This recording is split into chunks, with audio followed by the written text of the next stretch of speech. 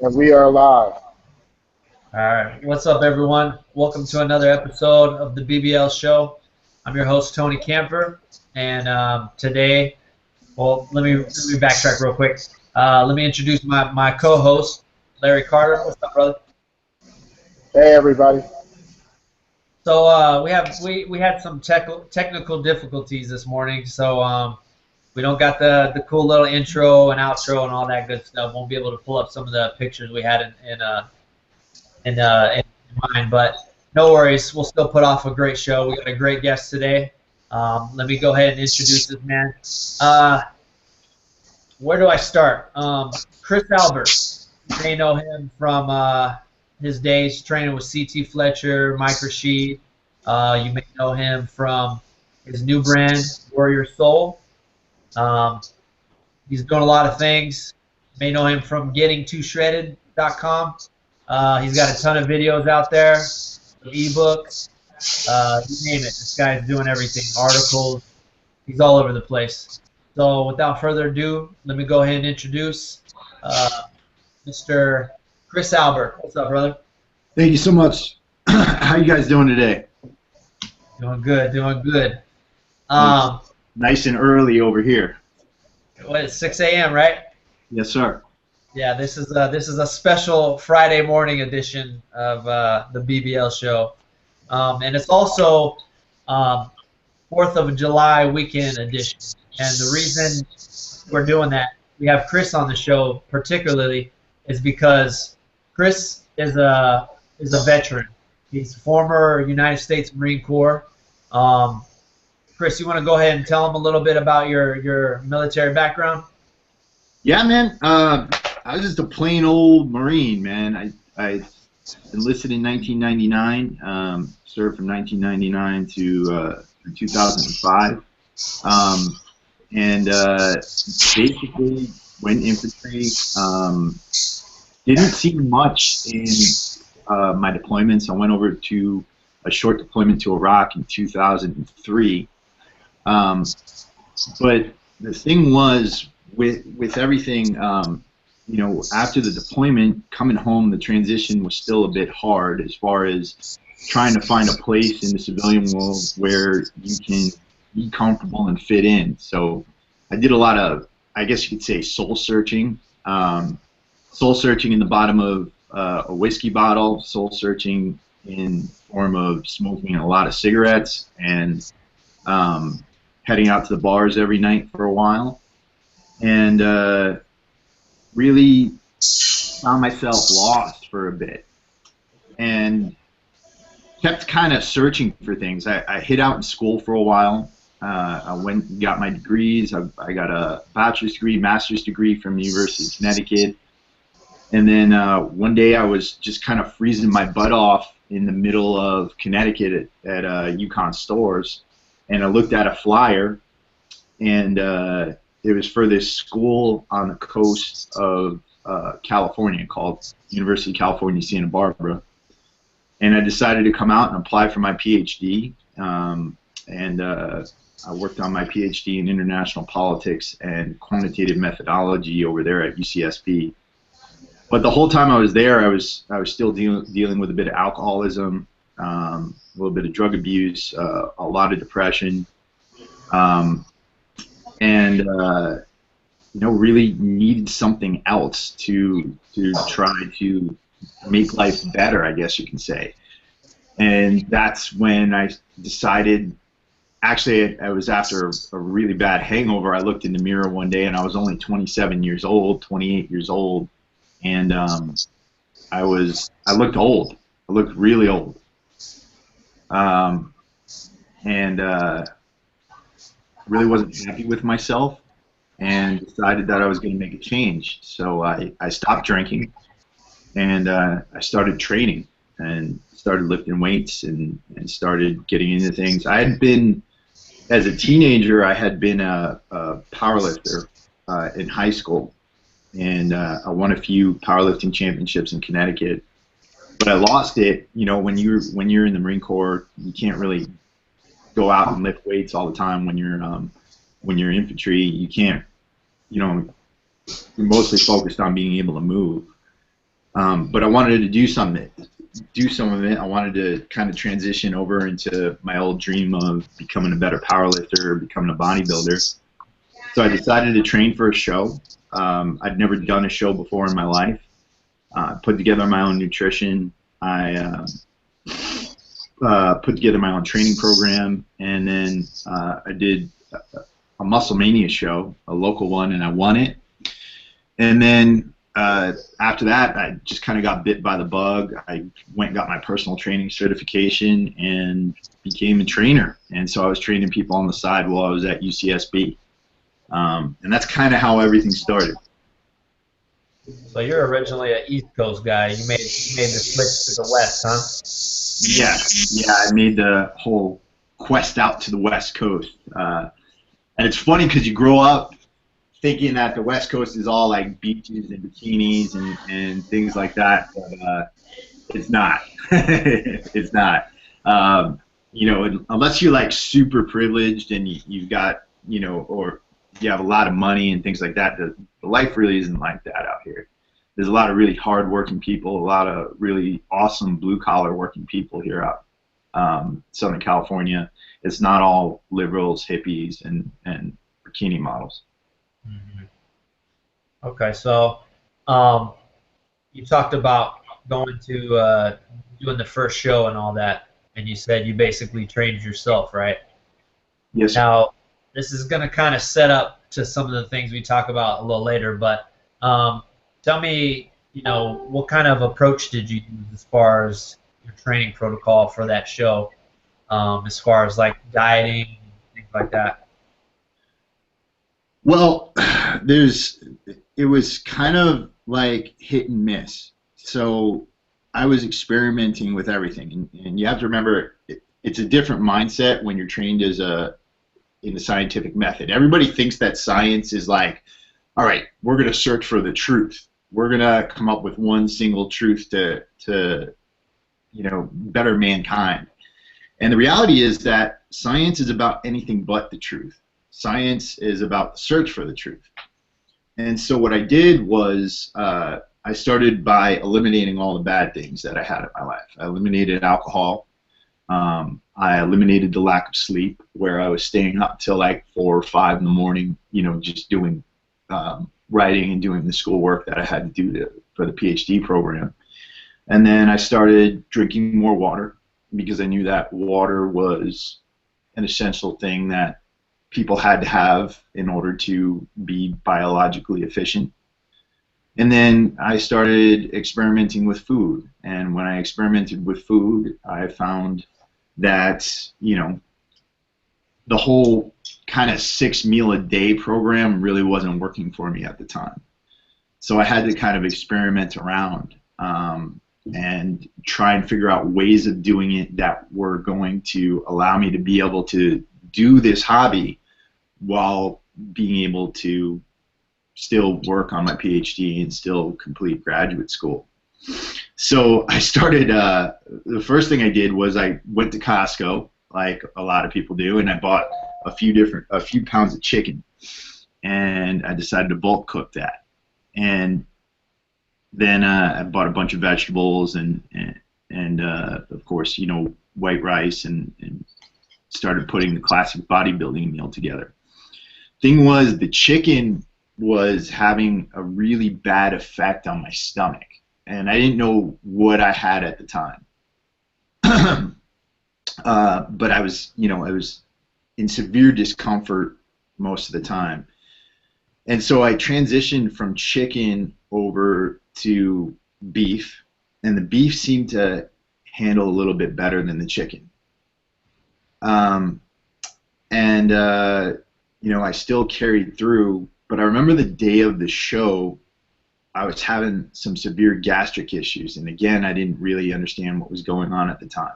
And I'll send you some pictures of the day of the show, because I'd also started experimenting with dehydration and carb loading and carb depletion. And I remember that day, that first show was actually the leanest I've ever been in my life. Like, I wasn't big. I was probably about 152 pounds. But, I mean, I had striations coming out of my lower back. Like, you'd see everything absolutely perfectly. I had striations coming out of my middle back. Actually, I competed against Randall Pitch from Live Fit. We competed against each other in our first shows. And you know, everybody was like, holy crap, you're freaking lean. And that was kind of the day when I realized that most of bodybuilding is an illusion, because I was able in about 3 or 4 days to make myself look unreal, like completely unreal, just based off of manipulating my water. Whereas I was having a lot of difficulty with the nutrition side of things. The second I started manipulating my water, my body completely changed. And I started studying that, and I started studying, you know, ways of creating the most lean-looking physique, I guess you could say. It wasn't the healthiest physique. It wasn't the best for me. It wasn't the best for my life, but it did the job and was able to help me out with that particular show. And so my idea, I guess, of what bodybuilding was, as far as, you know, this thing where you just got to do a lot of cardio and eat a lot of protein, kind of changed. I realized that you kind of have to understand that your body is going to change at different points in the training cycle. And if you don't follow those points and you don't listen to your body and you don't understand that your body has to go through a process of peaking, then you're going to be kind of screwed. So it's all relative to the person. That's what you basically started to learn. You can't Not just go, the person, but also the time. The time they're in the training cycle. So you're going to eat differently 2 weeks out from a show than you are, you know, 3 months out from a show. You're going to eat differently, you know, 6 weeks out from a show than you are 2 weeks out from a show. And what I figured out was that regardless of what you do in the 3 months leading up to the show, as long as you're lean enough, you're going to be able to manipulate it. If you know what you're doing, you're going to be able to manipulate that illusion so that you look decent on stage. Tell me, okay, well, let me give you a little backstory real quick. So I don't know if you remember this guy, but Quavius Henderson, Yes, I guy do. out in Arizona. Yeah, he used to work with me for a short time, and I sent him your way, and so he hired you, and you know, I was watching his plan while he was going through it. So seeing the things you had him eating, and I know when he got closer to his show time, he was doing a lot of like you said, water manipulation. There was days he was drinking multiple gallons of water, and then others not so much. And that's one thing that I was really curious about is the water manipulation part. What is actually your mindset on that? What is your approach when it comes to doing that? Because that's kind of, I don't see that a lot. Well, without getting heavily into it, because anybody who does it at home by themselves is gonna risk some danger there. Basically, it involves hydrating. So you drink a lot of water, tons of water. And what people forget is that water is a natural diuretic. The more water you drink, the more water you're going to push out of your body. So it involves making your body think that you're going to get tons of water. Like I'm talking like dangerous amounts, like 3-4 gallons a day. And again, like I'm saying, I don't want anybody to try this at home. And I've since moved away from this, and I don't do bodybuilding anymore. I'm just describing the protocol. Yeah. During that time when you're hyperhydrating, you raise your sodium levels. So you'd actually increase your sodium because you want to get to a point where you're going to be able to decrease your sodium from the baseline, because you can't remove sodium from your diet. I hear about people saying, oh, I'm not going to eat salt the few days before the show. You can't not do that. So you got to add salt in for about 10 days before.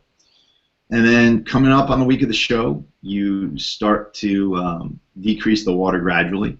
And then as you decrease the water gradually, you reduce your carbohydrates. So you go into what you call a carb depletion state. And the carb depletion involves cutting your carbs out half at a time. So if you're eating 300 grams of carbs, then you cut it down to 150. Then after that, you cut it down to 75. And then after that, you cut it down to whatever half of 75. It's too early in the morning for me to do my calculations.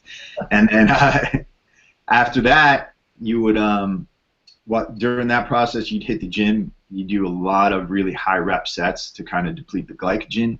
And then you start cutting the water. The same thing, you cut it from like 3 or 4 gallons down to 2 gallons, down to 1 gallon, down to half a gallon. And this way it allows you to kind of drink water and sip on water throughout the process, but you're still cutting water out from the baseline.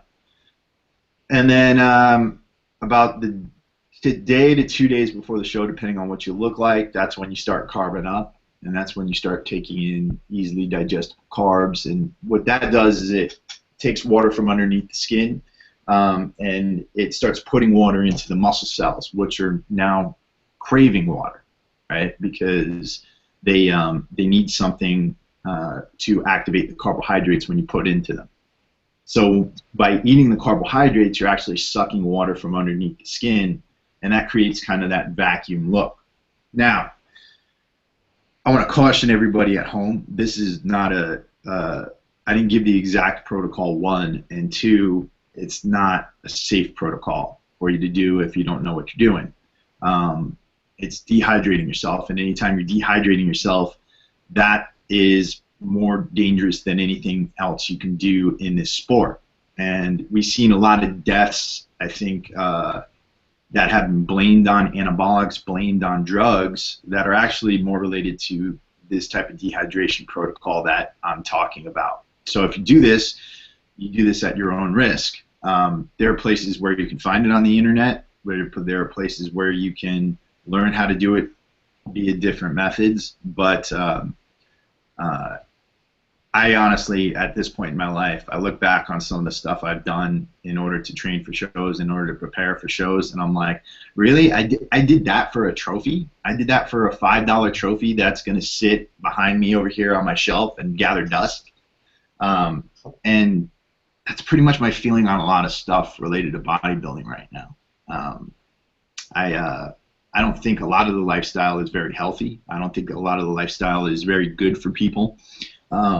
And I'm getting to the point right now where I'm looking at a lot of the comments on my YouTube, and whereas I used to love this, I mean, when I was a kid, powerlifting was the thing that got me out of the house. Powerlifting was the thing that taught me that I could make myself stronger. I could change my future. I could give myself a better perspective on life and allow myself to excel at different things from what I learned in the gym. But what I'm seeing now is more people are out there and they're feeling sorry for themselves. And they're feeling sorry for themselves because they haven't gotten the ripped physique yet. They haven't gotten the 500-pound squat yet. And they don't understand that this stuff takes years. It takes a lifetime. It takes a really long time as far as disciplining yourself. And I guess the great tragedy in my mind about this industry is that it's transitioned from something that allowed people to have more of their fate in their own hands to something where people are feeling crappy about themselves because they see other people on YouTube, they see other people on Instagram looking a certain way, and they're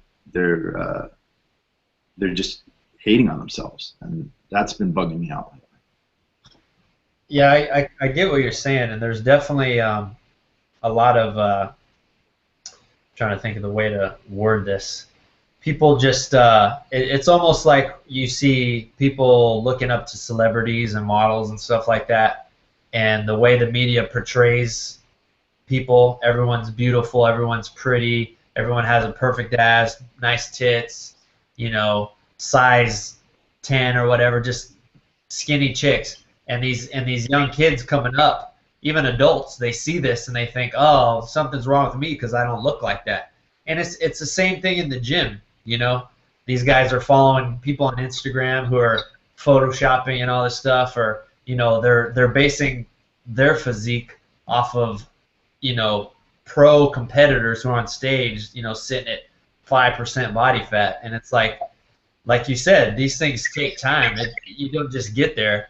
And these guys are training 3-4 times a day. They have, you know, people prepping their meals. You know, this is their life.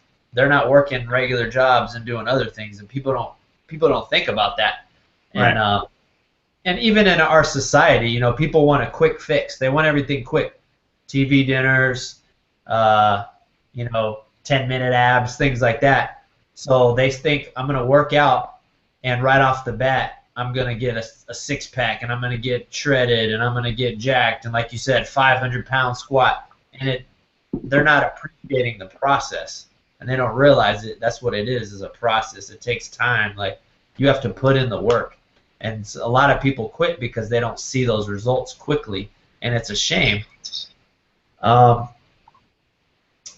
Talking about when you were in the fitness, I know you've pretty much turned a new page, and you're pursuing other ventures now. But when you were, I know you were saying that you won the Muscle Mania show. You were super shredded. I've seen the pictures. I can vouch for that. Tell me about getting too shredded on that note, because that's how I first found out about you, is the getting to shredded. I know you were doing it for a long time. Absolutely. So a lot of people don't know this. When we first opened up Metroflex Gym in Long Beach, and the reason why I came down there was, you know, I came straight out of grad school. I used whatever money I had saved up to try to put into the gym. And then my friend Eddie Avakoff, who I also think you should have on the show at some point, is he provided the bulk of the financing. But when we first opened up the gym, you know, it was a couple of kids that opened up a warehouse with a little bit of equipment in it, right? And so we used to have people who actually walked into the gym and would be like, "What the fuck is this place? Why would anybody do this?" You know, and it was still kind of at the beginning where people were very much into, you know, they wanted to see gyms like Gold's Gym Venice. They wanted to see gyms like, you know, 24-hour fitness. They wanted to see gyms, all that, a lot of machines and things like that. And, you know, the whole kind of CrossFit, powerlifting, strongman, Spartan race, I guess you could say, amalgam that's really popular right now really wasn't popular back in 2011, 2012. It's only been the last few years where that kind of stuff has really caught on. And so for the first, like, 6 months to a year, we wouldn't have anybody coming in. You know, it would just be us, a few clients, and we would experiment like crazy. And during that time, we were trying to figure out ways of trying to get the word out, trying to get different ideas out there. And it was just a real creative time. It sucked because, I mean, I couldn't afford food. I really couldn't afford a lot of stuff or anything like that. But we had a whole lot of ways of experimenting. And so that's where I really got into doing nutrition programs and doing a lot of different training techniques. And so I started experimenting with the people I had around me. I decided that I needed to write a lot of it down, and one of the clients I had encouraged me to write an ebook. And so Getting Shredded was actually my way of systematizing everything I had done up to that point, where you had 3 phases of a cutting program. You started from a baseline, and what I think is really special about that book, that I don't think anybody had really spoke about too much before, is the idea of a caloric baseline. The fact that if you jump into a diet where you don't understand where you were with your calories before, and if you just jump into a diet where you're either cutting your calories or you're trying to put on more calories, you're not going to really know what direction your body's going to go into. So the beginning of that book is really just setting your body to get into a baseline where we're looking at your calories and calculating your calories based off of, you know, what your body can burn at that time based off of your metabolism. And then, you know, it's got a really distinct formula in there for calculating the calories. It's based off of sorry, it's like freaking early in the morning. Oh, you're good. It's based off your basal metabolic rate. And then once we determine your basal metabolic rate, we determine how many calories you're going to take away. So this is real basic nutrition stuff, but we put a person on a baseline nutrition program for 10 days to feed the body, make sure that we are getting the body all the nutrients that it needs, priming the body with all the nutrition it needs. Because if you want to burn fat and you're nutritionally deficient, you're not going to be able to. If you are lacking vitamins, if you're lacking nutrients, if you're lacking the proper calories, and you just jump into a caloric deficit, you're not going to be able to burn fat. You might burn fat for a little bit, but then your body's going to turn around and jump against you. And so what this was a gradual way of getting yourself into a caloric deficit that will allow you to get as lean as possible. And then it came up with solutions to kind of troubleshoot any plateaus that you hit. So figuring out ways to get around those sticking points. Like you're going to have sticking points when you get to 15%. You're going to have sticking points when you get to 10%. My views on a lot of stuff have changed since then. And I still like getting shredded because it collected all those ideas in one place and was very detailed and very methodical. But I myself am a very different person from the person who wrote that ebook right now. And I think it's a good way to start for people, but for me and for my clients since then, I've taken them in a different direction. Yeah, you've evolved basically. That makes sense. We'll talk a little bit about that, kind of your change from the traditional, you know, I hate to say this term, but like the bro diet, you know, chicken and rice and things like that, to you know, the path you went down. But real quick, since you brought up the Metroflex, tell us a little bit about that, because based off of what I've seen from, you know, following you for a while, I know there was a point where you were putting out videos and you were talking about how, you know, you are a part owner of this gym, and then, you know, some things went down and you basically had to, you know, give up your shares, and you were going through a rough patch. I know you talked about sleeping in your car and things like that. Yeah. Now, what happened with that whole thing? Very difficult time in my life. Those years that I was there, I have to say that, one, looking back on it in hindsight, I was going through a lot mentally. I was with the wrong person relationship-wise at the time, and that had a giant impact on who I was and what I was doing. And that's one thing I'll say to everybody out there. If you're in a relationship with the wrong person, it can ruin absolutely everything. I'm not going to go off on her and say that it was all her fault, because I have to own it. I have to own the situation. I have to own the mistakes. I have to own everything. But basically going into opening up a gym where you have a lot of overhead, and then very little income, where you're just being able to make ends meet for the business, and then your personal training, but you're training and earning funds that are completely going to keeping the gym open. So you have very little money left over for food, very little money left over for life. And for me, I think, if looking back on hindsight, I got tunnel vision, where the only thing I was focused on was keeping the gym open, but I wasn't taking care of myself, and I wasn't taking care of my own personal issues. And so I probably should have had a part-time job working all night long, right? But as it was, I was at the gym from 4 a.m. all the way up through about 8 p.m. at night, and really didn't have time for a lot of that. And so with the struggles, bills added up. I had to find ways of paying rent. I had to find ways of making sure that my wife and I at the time were figuring out how to live. She really wasn't very supportive of everything, and she kind of, I guess you could say, devolved into negativity.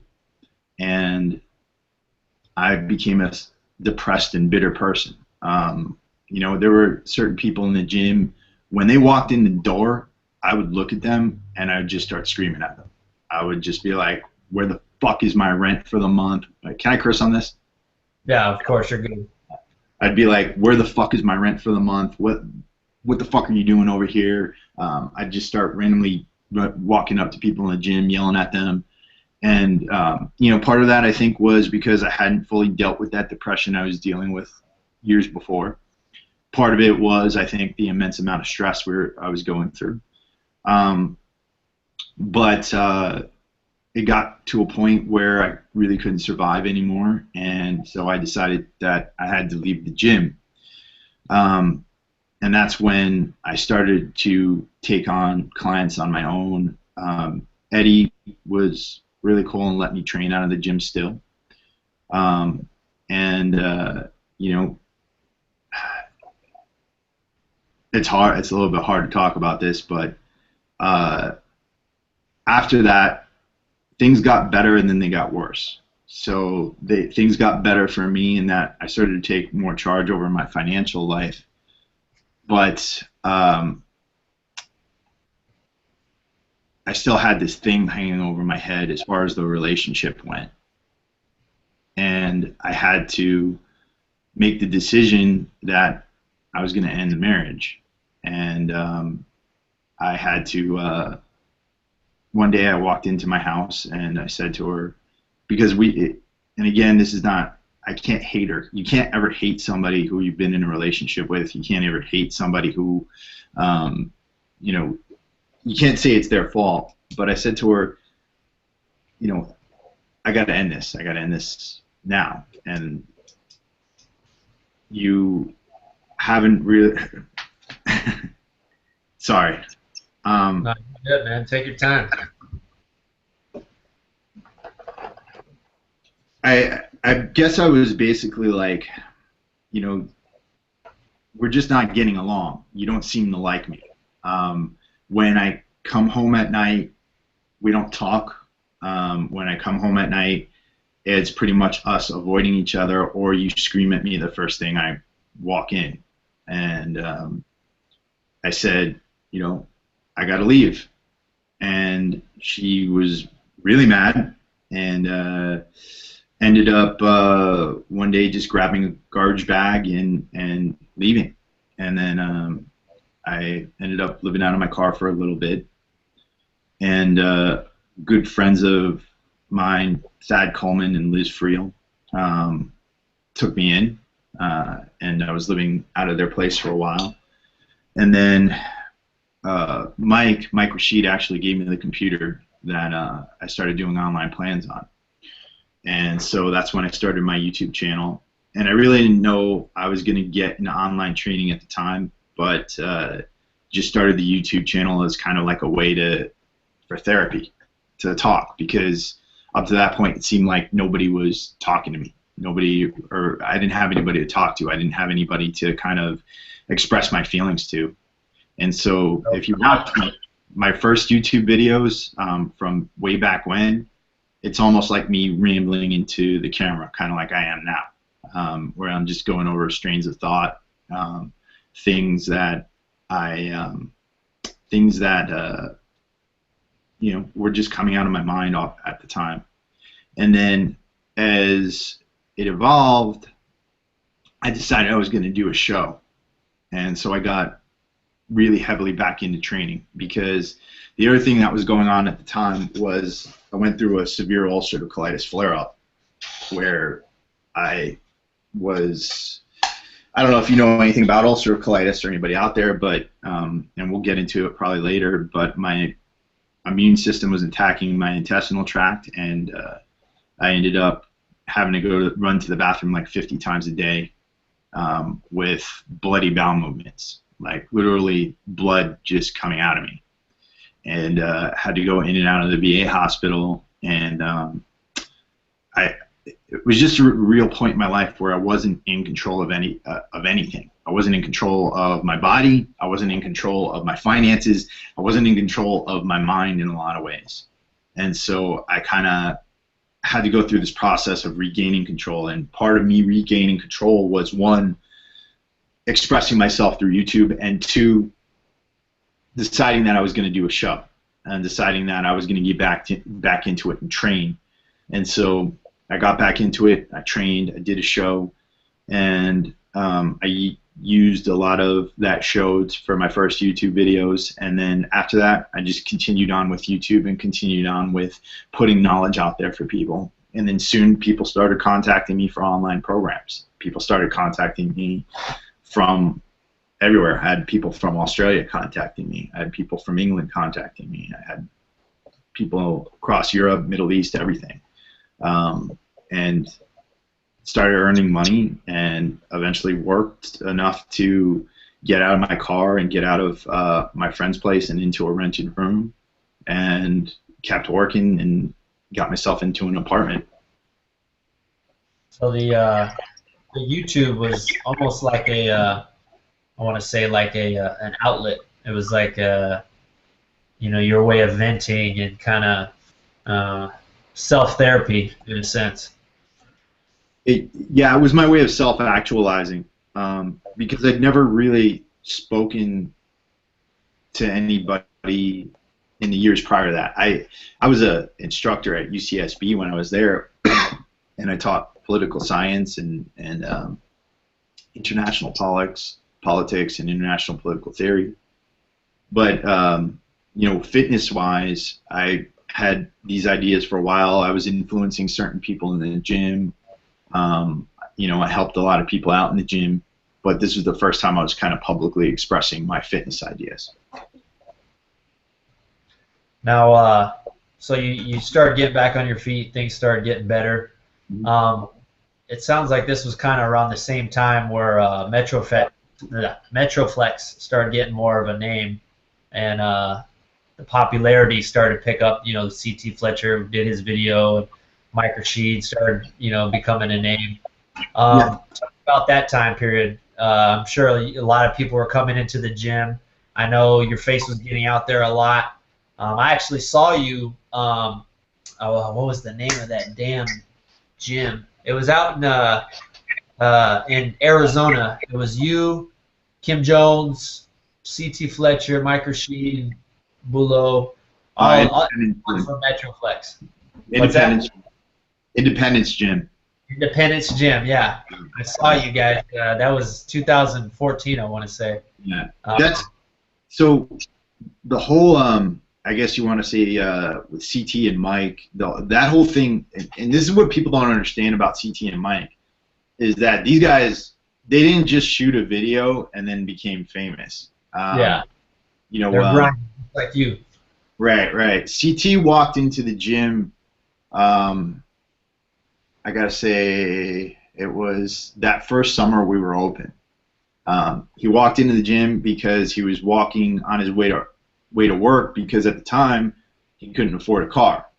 Like, he didn't have anything at the time, and he came in and I saw him, and he walked into the back and he started preacher curling 90-pound dumbbells, and I was like, wow, that's crazy. And then I talked to Eddie, my business partner, and then we decided to give him a membership because we knew he was in financial straits, and he was trying to earn a living, and he was trying to get out there, and we knew he loved this stuff. Mike was, the way I found Mike was I was in Max Muscle in Long Beach, and I saw his flyers, and it was, you know, this dude, you know, looked like he knew what he was doing. He was advertising his training services, and I gave him a call and I said, "You want to come down and check out the gym? You want to be a trainer here?" It's cool. So, you know, Mike came down there, and he was an awesome trainer. He was one of the few trainers who had his rent to us every month on time. He ran business properly. He took care of things. He developed trust with us and things like that. And so he always handled himself solidly as an individual in the gym. With Big Rob and all those guys, you know, Big Rob came in after CT. CT brought Big Rob over. He said, "Come on down, check out this gym." You know, a few other people from another gym that was in the area, and it kind of developed into this bit of a family.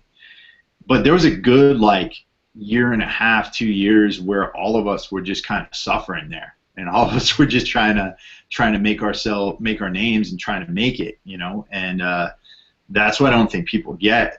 What I think people don't get is that, you know, these guys have put their work in. You know, Mike put his work in as a trainer for a long time. CT was struggling for a long time, you know, he put in a lot of years before he got to the point he's at today. And it wasn't just some like overnight success, I guess you could say. And I had the privilege of coaching both those guys. You know, Mike, I got to help him with his WBFF shows. He followed a few of my protocols in prepping for his first show and prepping for the show that got his pro card. And then CT, I helped out with, it was his first show that he did in a long time. And the reason why I wanted to help him out so bad was because I was watching him and Big Rob. They were posing in the mirror, and I was like, what are these dudes doing? Because CT was just doing these like classic, you know, the myth pose and all this stuff like that. And I was like, all right. So I walked up to him and I was like, dude, listen to me. I wanna help you out with your nutrition, because whatever you're doing right now, I don't know what you're doing, but it's not working. Because he was doing like some real like, he would take a pound of turkey and he'd flatten it out like a pancake. And then that was what he was eating all day long. And so we had to make some adjustments there. He always did. What was that? I said just a tad, right? Yeah, just a tad. And then CT loved cheeseburgers. He loved cheeseburgers. He loved Coca-Cola and stuff like that. So we had to rein him in a little bit more, make him a little bit more strict. And then so we helped him out. And I just got to say, it was a real pleasure to have been able to have some influence over those guys and the way they carried their nutrition, and to have been able to work with those guys at the beginning before all this stuff blew up. Because it was just kind of awesome seeing somebody go from not having anything to having everything in the world. And if there's one thing I'm really proud of in being involved with Metroflex Gym and kind of being part of the start, it's that it provided a platform for success for a lot of people. Yeah, and without taking anything away from their accomplishments and, you know, what they've done on their own, you know, without you, a lot of that may not have ever happened. You know, you're talking about helping CT out, you know, getting in the gym. No, I wouldn't say that. I wouldn't go that far. I really wouldn't. I would say that these guys would have been successful one way or the other without me. I think that what we did was maybe accelerated a little bit with the onset of Metroflex Gym. You know, Metroflex, like I said, it started with an idea between me and one of my college buddies. And, you know, I was a part of the beginning, but I have to be humble there and say that, one, I wasn't strong enough to be the owner of Metroflex Gym. I wasn't strong enough at the time to be a good owner and to see that business through. And so these guys really are the guys who took that gym and made it what it was.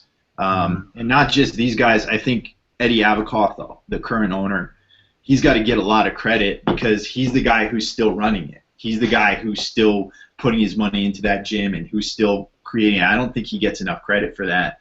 But CT, Mike, Big Rob, everybody who's ever come out of that gym, Frank Medrano, it's them. It's the hustle and the work that they put in. You know, it's the hustle and the work that they put into their own businesses and extending their brand and building their brand in developing the business savvy necessary in order to run bigger companies. You know, I'm seeing transformations amongst them right now where they're taking their business from one place and making it bigger down the line, and I think that's awesome. I think it's awesome that they're learning how to do that and bringing people on their teams that are allowing them to do that. Yeah, I definitely agree with you there. You know, there's no whole without the part, so, and you were definitely a big part in that whole, you know, that whole movement, if you want to call it. So, and when that was going on, I was kind of, you know, seeing it and watching it unfold, and, you know, I always saw you in the picture, and I would see your videos and your interviews and your articles and things like that, and I mean, that's definitely how I came across you. Now, moving forward, you eventually left Metroflex. I remember you moved to another city or something like that, and you know, you've basically since then kind of come into a new phase in your life. I know part of that was, you know, your issue with the ulcerative colitis. Am I saying that right? Colitis, yes. Okay. So, without getting into too much detail, I know it might be a little embarrassing, but it's a good way to raise awareness. You know, you were having issues with your bowels and things like that, bleeding and stuff like that. Now, tell me how you ended up dealing with that and what that led you to. So, I'm not embarrassed of it. There's nothing that I've ever done in my life that I'm embarrassed of, you know, probably aside from a few drunken episodes when I was younger. But ulcerative colitis is one, I want to tell anybody out there who has it, it is nothing for you to be embarrassed about. It is nothing for you to feel bad about. It is, it's a disease that attacks your it's a disease where your immune system starts attacking your intestinal tract. And it's related to a series of diseases called autoimmune diseases, where your immune system overreacts to certain things going on in your body. And so with ulcerative colitis and Crohn's in particular, when you're eating certain types of protein, when you're eating certain types of foods, your body develops a certain kind of inflammation. And with that inflammation, your immune system starts to recognize the cells in your intestinal tract as foreign objects. So it begins attacking them. And Crohn's is one area of the intestinal tract. Ulcerative colitis is another area of the intestinal tract. But it's also related to things like lupus, rheumatoid arthritis, and several other diseases out there. But for me, it started after my second show that I did, and I was expressing symptoms when I was on deployment in the Marine Corps, but it wasn't bad yet. After my second natural bodybuilding show, it got real bad.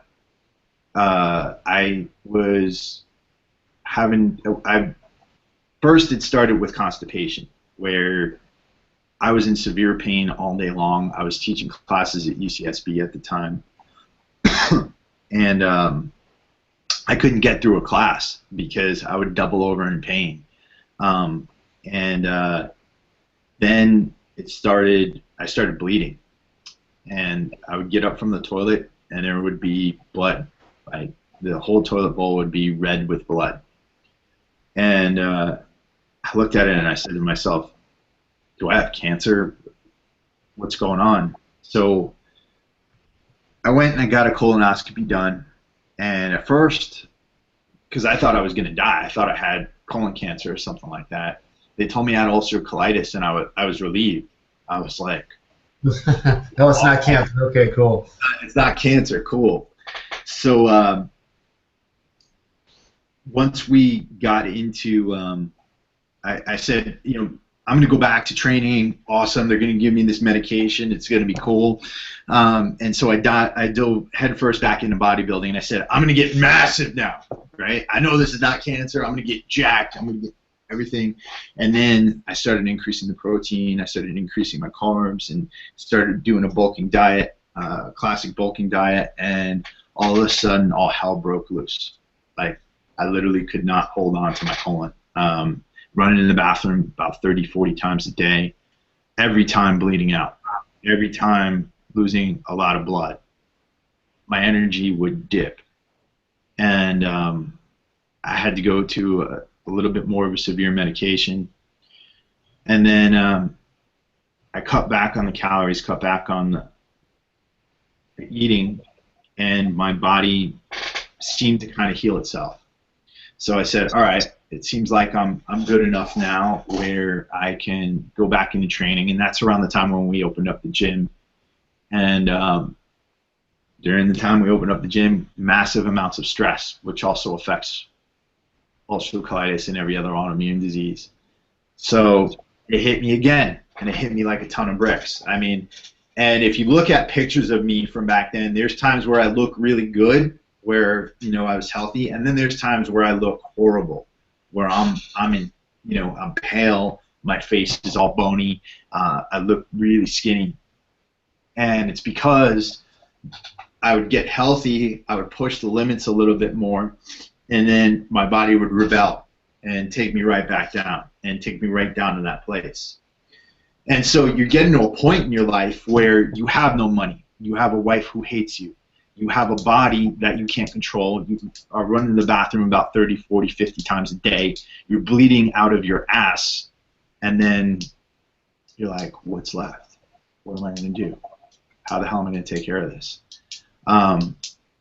And I guess it was after that point where I had gone through starting my own online training business where I said, I got to figure out what's going on. And the reason why I had to go in the online training business in the first place was because I couldn't hold on to clients because I had to run to the bathroom every 5 minutes. And then that led to more financial decline, and that led to the process that eventually found me not at Metroflex anymore, and not married anymore, and not having anything except for the clothes on my back and my dog and my car. And so when I started online training, I eventually moved into the rented room. I started doing massive amounts of research on ulcerative colitis because I'd still take medication, but the medication I take really doesn't do much if the nutrition's not on point. And so after that show I did, when I said I was kind of taking control of my life, I went through like the worst flare-up of my life. Like worse than the one that started it, worse than the flare-ups I was going through while I was at Metroflex. And I had to figure out a way to get around it. So I cut all my food back, and I cut my meals down to 1 meal a day. And in order to get enough calories to think, in order to get enough nutrients to think and survive, I started taking fat in. So I started with coconut oil, and then I added in some grass-fed butter. And my meal at the time, I was taking in about maybe 5-6 grams of protein, grams of grass-fed beef a day, and then some vegetables. And that was my whole diet. I would have butter and coconut oil in my coffee in the morning, and then I would have it again in the afternoon, and then my dinner was grass-fed beef, butter, and vegetables. And I thought I was going to get skinny, and I thought I was going to, waste away.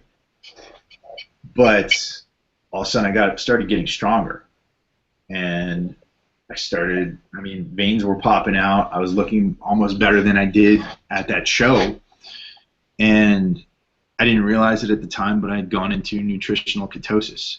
And the best part of it was that my body wasn't reacting on me anymore. I wasn't getting the massive energy fluctuations. I wasn't getting the bouts of diarrhea. I wasn't getting the bleeding, and it ended my suffering. And so I've had some flare-ups. The only time I've ever had flare-ups was when I decided I'm going to go back into bodybuilding, and I'm going to try to do this again. Every time I try to do that, my body reacts on me. But ketosis has kept me in remission. So now the ketosis, I mean, it's kind of, you get the whole paleo thing. I know that's one thing that caught my eye because I did paleo for a few years, and it really changed my life as well. I had a beer belly that I couldn't get rid of for nothing.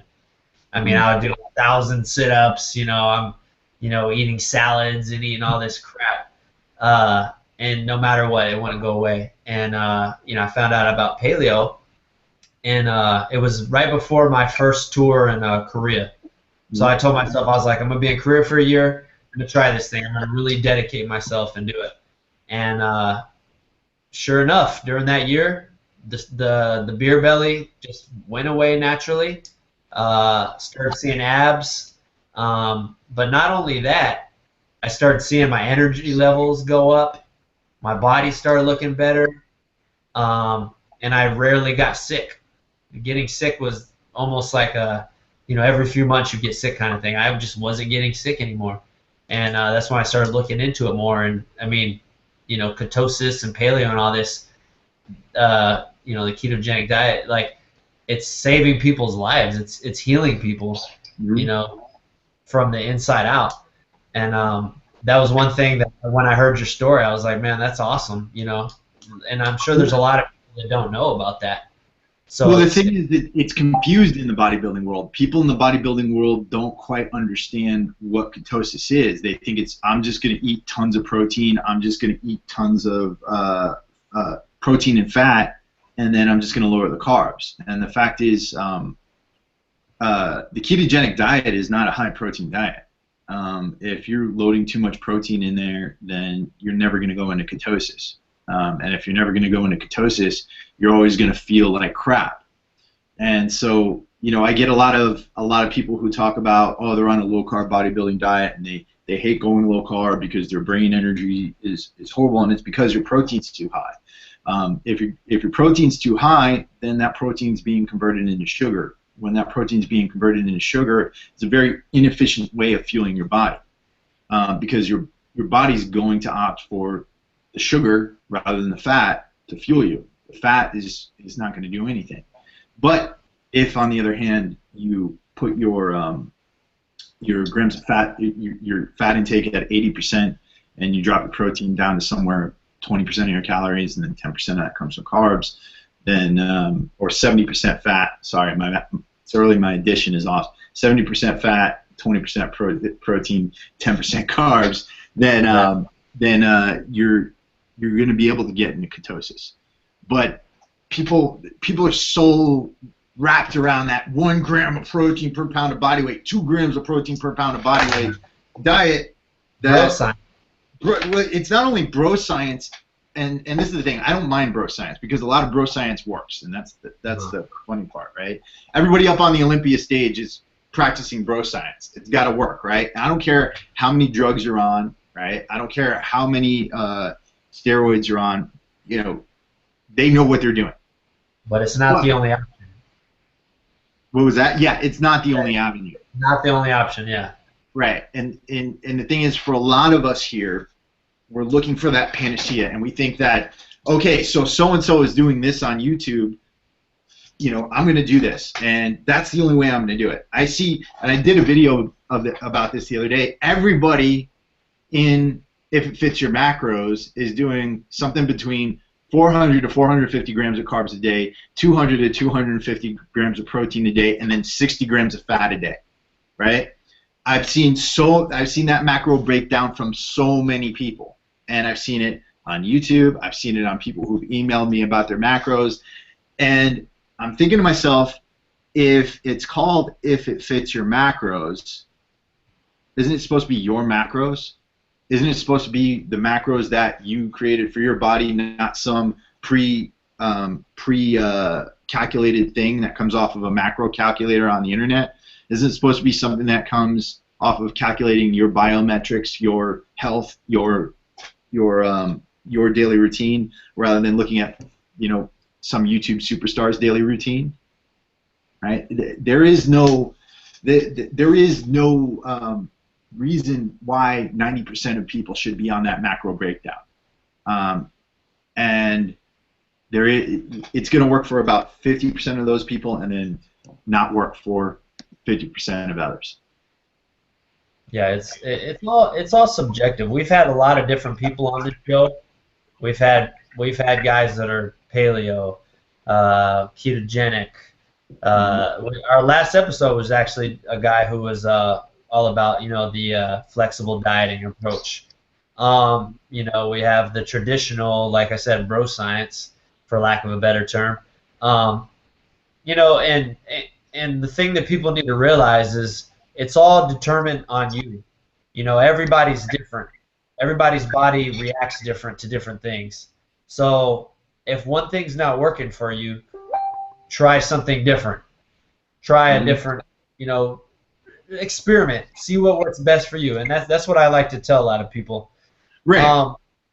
Right, exactly. And I don't want to make it sound like I'm hating on one particular diet. I'm just saying that people out there aren't doing it or applying it in the proper way. You're not doing the self-experimentation necessary to take yourself to wherever you want to go. You're just hoping that somebody from YouTube gives you some piece of advice that leads there. And the reality is that if you want to be good at this stuff, if you want to take yourself to that next physical level, you've got to experiment with yourself, and you've got to find your own path. People can shine a light in the general direction, but if you're not going out there into the darkness to try to stab around for the actual solution, then you're going to find yourself in a plateau and running around in circles. Well said, well said. So you've obviously done a lot of your research. I mean, you seem like a well-versed man in a lot of subjects. I've read your stuff. I've seen your videos. I know you're very into doing the research instead of just taking someone's word for it. So a lot of people don't do that, which I admire about you. But what are some myths about the ketogenic diet that you think are out there that people need to, you know, get cleared up? There's a myth that it's a high-protein diet, which I just kind of went through. There's a myth that you are going to be brain dead, and you're not going to be brain dead. You'll be brain dead for about 14 days until you get into ketosis if you're doing it right, and then after that, you're going to feel smarter, you're going to feel healthier, and you're going to feel better than you ever had. And that's if ketosis is for you and if you find it convenient. I don't find ketosis to be a panacea for anything. I think that it's just it's another way of doing things that people have written off. Another myth is that you're going to lose your muscle, and that's not the reality. Actually, ketosis has been used in cancer patients to thwart wasting, and I was eating very little protein, very little carbs at one point, and I kept my body weight at 205 pounds, which is very hard for me to do.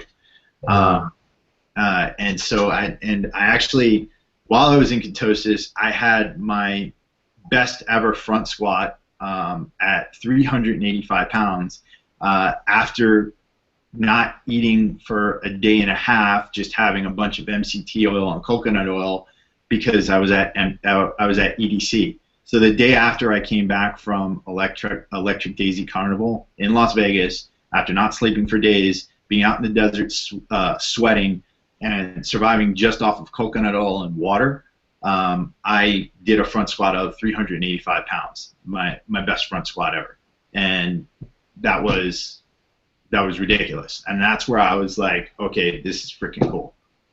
Yeah, I think that's a good thing to touch on is, you know, a lot of people think, oh, well, you can't bodybuild or you can't weightlift or power lift or whatever if you're on ketosis because you don't have enough carbs and things like that. And it's definitely not true. And just your story alone is proving that right there. There's actually athletes out there that's their whole thing is, you know, ketogenic.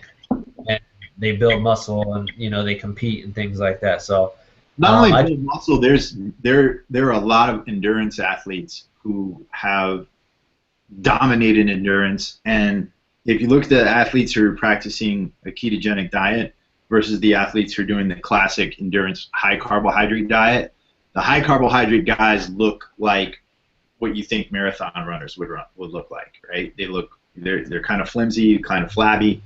The ketogenic guys look like athletic. They look muscular. They look stronger. And there's been some amazing research done by Dr. Jeff Volek and Dr. Stephen Finney from Volek was at the University of Connecticut, but now I think he's at the Ohio State University. And then Dr. Dom D'Agostino is doing amazing things with ketosis and cancer. And then Dr. Peter Attia, he's looking at insulin resistance and metabolic disease. And all of these things, all of this research is pointing in a general direction where we're looking at limiting sugar as a way of ending a lot of different types of diseases. So cancer is being looked at as a type of metabolic disease right now that's actually fueled by your sugar intake. Heart disease, if you ever read the book Grain Brain, you see that the heart and the brain are actually related, and the amount of inflammation in your heart, the amount of inflammation in your brain can actually cause neurological functions, dysfunctions, and lead to Alzheimer's. So people are looking at low carbohydrates in treatment of Alzheimer's and neurological disease. There is so much stuff out there that is awesome.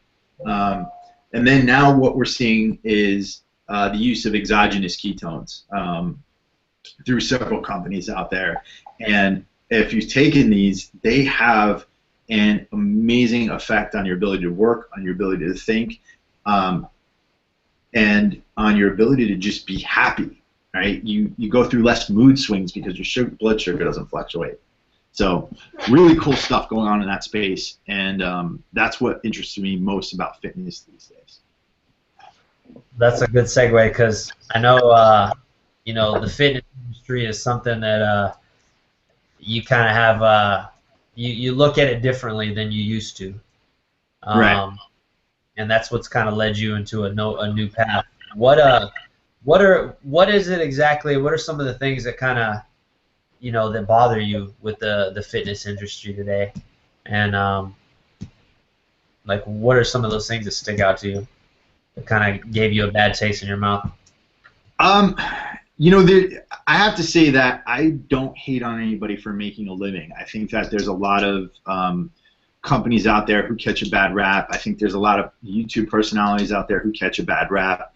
What bothers me the most about the fitness industry is the amount of hate in it. Right? Now, this is a place where we're all supposed to be helping each other. We're all supposed to be trying to help each other get to each other's goals. We're trying to emulate positivity. We're trying to improve our own lives. I don't understand how so many people on YouTube have so much time to go on and comment, stalk people. The amount of drama on YouTube right now is just, like, I can't even watch it. Do I have to see another video about Jason Blaha and his drama against Lane Norton? Do I have to see another video about, vegan gains, hating on everybody? Let's just get into the freaking knowledge. Let's get into the motivation. Let's get into the gym and improve our lives. Let's open up a book. Let's get smarter. Let's get healthier, right? Let's love our fellow man and help our fellow man to improve himself. And maybe this world that we live in, where there is so much war, where there are so many freaking problems, where there are people out there who are legitimately suffering, maybe if more people put their heads into something like making people feel better, then we'll come up with a better way of living, which I think is what the fitness industry should be based on. I think that at its base, fitness is about freedom. Fitness is about allowing a person to have more control over their life because they can control more about their body and more about their mind. The problem is that I'm overestimating human nature, and I'm overestimating the people who come to this in the first place, because there are some really strong, awesome people out there. I've seen people make transformations mentally and physically. At the same time, there's a lot of people who are out there who are so blinded. They're so blinded by the culture, the idea that, hey, look at this guy, he's a baller, I want to follow him, I want to live that lifestyle, and I'm going to hate on everybody else, or I'm going to be jealous of this person. Rather than following him, I'm going to be so jealous of him that I hate him, and I'm just going to talk shit about him all the time and spend most of my time talking shit rather than improving myself. I think that there's a lack of education out there. I think that people will listen to whatever is told to them, and I don't fault a lot of the YouTubers out there. I fault people who do things without researching them first. If you are putting something into your body and you don't know about it, if you are taking a supplement and you don't understand what that supplement does, if you are taking a protein powder and you don't know where that protein powder comes from and you have no idea what kind of impact it is going to have on your intestinal tract or on your results, then the problem is you. It's not the company. The company is going to do what it can to make money. Your problem as the consumer is to do your research to figure out what works best for you. And again, I'm not in the supplement industry right now. I don't sell supplements. I don't even sell training anymore. These are just my observations as a business person and my observations as a lover of fitness and a lover of this sport. If you are not educating yourself about your own body, if you're not learning about your own body, you are going to get screwed, and you are surrendering the freedom that fitness has to offer you. You are surrendering the control that you should be having over your own body. You are surrendering the control that you should be having over your own future. That was beautifully said, man. I want to like put that on a track and put it out there. Maybe we'll put it on a Warrior Soul T-shirt. I'm just kidding. Yeah, nothing but a couple paragraphs. That's great you said that, because one thing that Larry and I have made it a point that we want to do with this whole barbell life movement is we want to change that aspect of the fitness industry. And I know it's a huge task, but you got to start small and expand. And the biggest thing that I think is wrong with this industry is ego. Ego is what fuels a lot of what you said. You know, people bashing each other, people always trying to one-up each other. You know, just all the negativity that's associated with, you know, lifting weights, bodybuilding, powerlifting, all that. There's a lot of competition, and just it goes back to ego. You know, and it's a shame because this is a beautiful lifestyle. A lot of people don't get the opportunity to discover and enjoy. I mean, like you said, it's changing lives. It's getting people healthier. It's getting people more confident. You know, it's stronger. It's opening doors for people. It's just it can do so much, but a lot of people don't even get this opportunity to experience it because either they're intimidated because when they go to the gym, people are looking at them, you know, like, oh, what the hell is this guy doing? He's an idiot. He's doing it wrong, or blah blah blah. Or people are just, you know, mean mugging, you know, all that ego, and it bothers the hell out of me.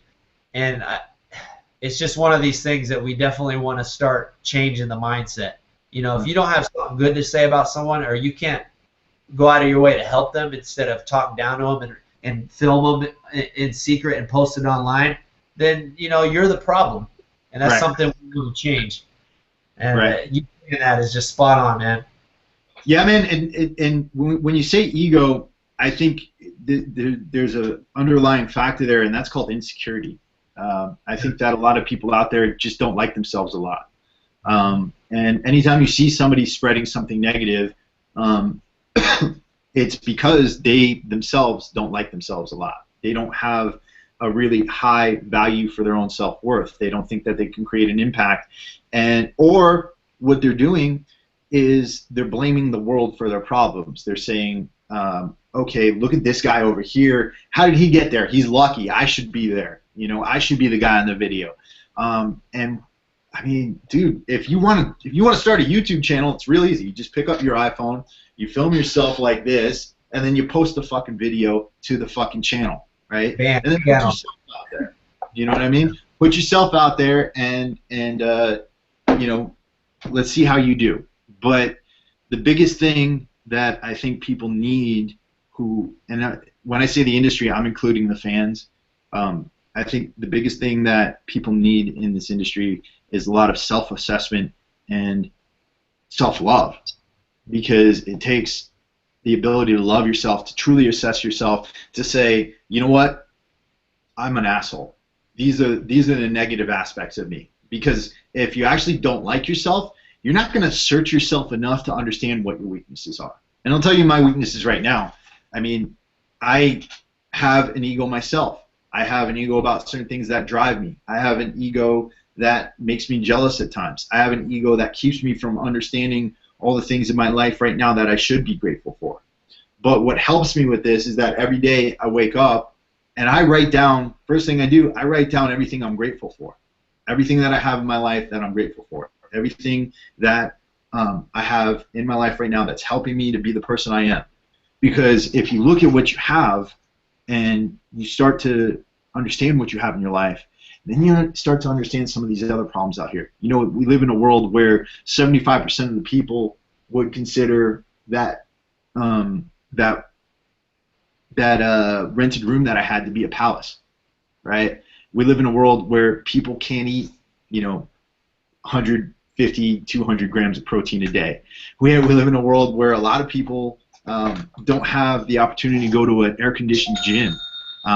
You know, we live in a world where there's actually people out there right now putting their lives on the line for us. And you really have to understand how lucky you are. If you not only if you live in the United States, but if you live in the Western world, if you live in a place where you have Wi-Fi, if you have an iPhone in your hands, you have more than a lot of people in this world. And you have more than a guy like Andrew Carnegie, who became a multimillionaire, who influenced the world, left more money to charity than anybody has ever in the history of the world. You have more, if you're holding this in your hands right now, this iPhone, than he ever did. Yeah, you definitely have the world at your fingertips, and you have the potential to change yourself and change the people around you in a positive light. I definitely see us doing some things together, man. I told you this a long time ago, and here we are. And I definitely see us doing a lot more moving forward. You're definitely on the same page as us, and I love it. And it's a big reason why I wanted you on the show. So we've talked about a lot today, and I wish we had more time so we could, you know, could have gotten further in depth about this. But I feel like we've talked about a lot. I want to wrap up talking about what you're doing now. I want to talk about Warrior Soul. Tell me how that came about and what you're doing. I know you're doing a lot for the vets. You know, I'm currently in. Larry used to be in the Air Force as well. You're a prior vet, you know, so having you on this 4th of July episode, you know, means a lot to us, and hopefully it reaches someone out there as well. So tell us about Warrior Soul. Yeah, well, a few different things. First things first, you know, I moved out of Long Beach and I moved out to Redlands, California. I met the girl of my dreams. I'm with her right now. And I was going through this really, really good period where all that horror, all that awful stuff that was happening in my life, I took control, and I was able to take control of my life and make everything better. After I did that, I met the woman of my dreams. I started, you know, making more money than I'd ever had. And at the time, I was looking back on my life, and I was looking at what was going on. And I was seeing a lot of my brothers and my sisters in the veteran community who were suffering, who just weren't in a good place. I mentioned at the beginning, you know, when I went to Iraq in 2003, I had a really easy deployment. You know, we basically patrolled up and down the Shad al-Arab and the Euphrates River through southern Iraq, and it was very uneventful for me. I was a member of security forces.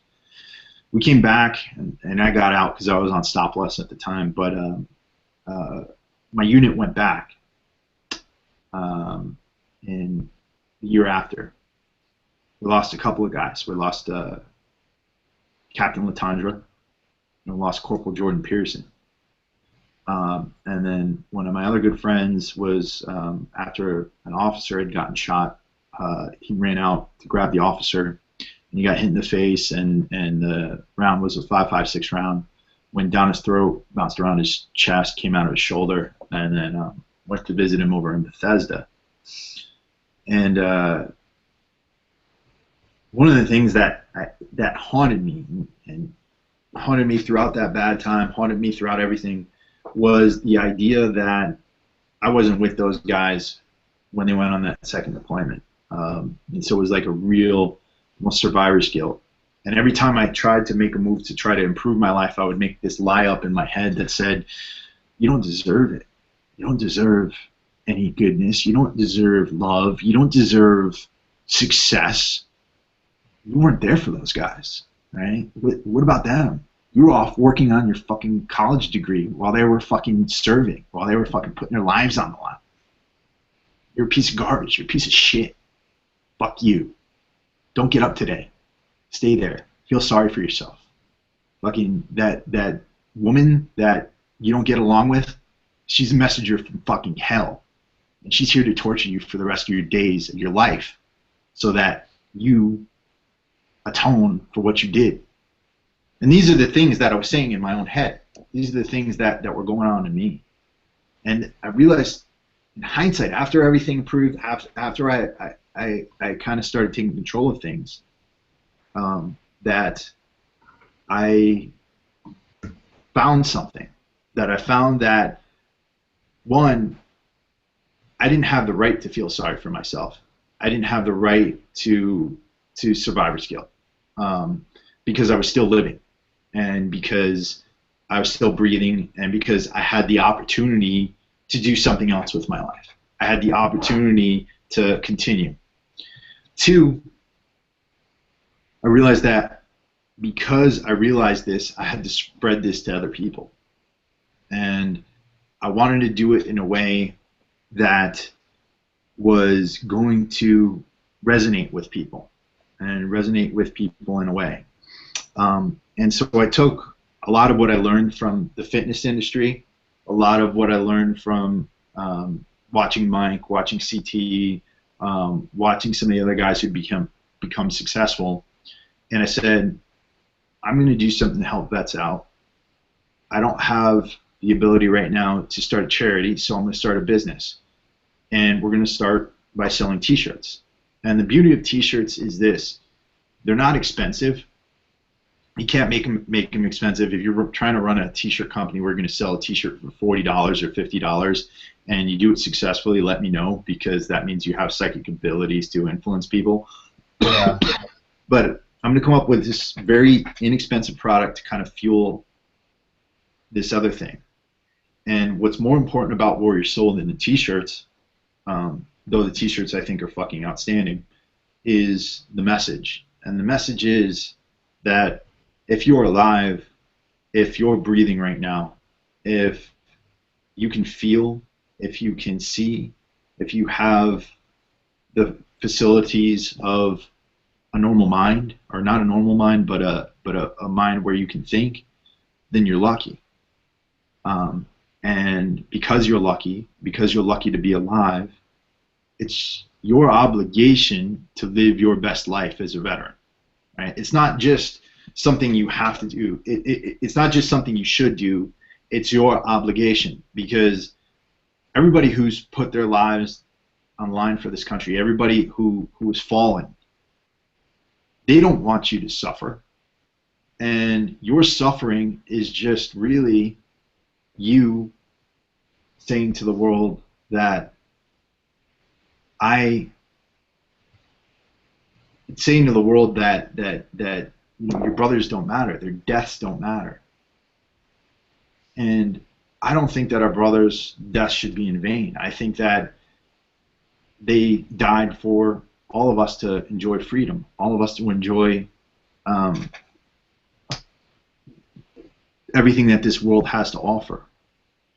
for veterans to think that they don't deserve that, for veterans to think that they don't have the ability or the salt to be as successful as possible in this life, I think is a tragedy. And so what we're doing with Warrior Soul is we're trying to teach people how to live better lives through mental wellness, mental health, physical health, and becoming more aware of their surroundings through mindfulness. At the same time, I'm also moving into the education space where I'm starting to teach people about different types of businesses and trying to spread knowledge about education out there, about business out there, because I think entrepreneurship is one of the best ways for people to improve their own lives and to grasp a hold of their own fate. I tell you what, man, this is probably one of our most, one of the deepest episodes we've done. We've had about 20 guests on the show, and you know, not taking anything away from them. They all had, you know, their thing to share and, you know, their story to tell. But yours is definitely one of a lot of passion, a lot of you know, a lot of background story, a lot of ups and downs, and a lot of information. I mean, you've shared a lot of stuff that can help a lot of people, and so I really appreciate you coming on. I really appreciate you sharing all that with us. Definitely going to have you on again. Definitely want to kind of get involved in some of the stuff you're doing for the vets. So we'll definitely talk offline about that. And like I said, we'll definitely do some things moving forward together in the not too distant future. But before we cut out, let's take this moment to you know, kind of get some of your plugs out there as far as how can people do their part as far as trying to give back to the vets. You know, I know you do a portion of your earnings you give back to the veteran community, things like that. So how can people get more involved? How can people reach out to you and do their part? Well, there's a few different amazing charities that we've worked with. I'm on the advisory committee for Active Heroes, and you can find Active Heroes at activeheroes.org. And basically what Active Heroes does is they put together active events for vets to get together. They'll do ruck marches, they'll do stand and attention events, they'll do pounds for dollars, where they'll see how many pounds a gym can lift in a single day, and they'll record it, and it'll be like a drive. And so if anybody out there owns a gym or is a trainer at a gym and wants to get your gym involved with the Pound Challenge for Active Heroes, just let me know. We're going to be live streaming the event on October 22nd, I believe. Another amazing charity, and I just had this guy on my podcast last week that I just learned about, is Warrior Ascent. And I'm going to be trying to do some stuff for those guys because they take a very unique approach to helping vets out through mindfulness and depth psychology, and actually helping the warrior get back in touch with himself and get back in touch with various parts of his brain. So if you want to check them out, warriorsascent.org. As for us at Warrior Soul Apparel, we're at www.warriorsoulfitness.com. If you're interested in learning about some of the approaches we have in some of the content we put out to vets. My fitness site, if you're interested in hearing more of my views or listening to more of my views on fitness, is chrisalbertfitness.com. And then I got a YouTube channel called Chris Albert Fitness. And business stuff, I just started a fitness mastermind on Facebook called Chris Albert's Fitness Mastermind. So if you're interested in my views on how to be a personal trainer and what you should do to be the best personal trainer you can be, and check us out there. And all those links are on this video. So scroll down. You can get all, if you want to get in touch with Chris, you want to help out, you want to check out any of the things he mentioned, check out, scroll down below. But I just want to quickly acknowledge you, and I want to thank you for having me on here. I want to thank you for everything you do for the fitness community and trying to get information out there with the Barbell Life. Same thing with you, Larry. I know you run several different pages on Facebook, and I think it's awesome what you're doing, trying to get different types of information out there. I appreciate that, man. Yeah, we're definitely trying to. We're starting small, but we have a lot in store, a lot of big things, and like I said, you're definitely someone I see myself working with in the future. You know, Cool. on the same page as us, so it's a no-brainer. But on that note, again, thanks a lot for coming on the show. You've been a great guest. This is probably one of our best episodes. And guys, stay tuned for the Barbell Life newsletter. We got a big announcement coming. We got the supplements coming, barbellnutrition.com. We can't really pull anything up right now because we're having some technical difficulties, but we might be able to add that to the video after the hand. But thanks, everybody, for tuning in. Thanks for Chris Albert, Larry, Barbell Life. We're out.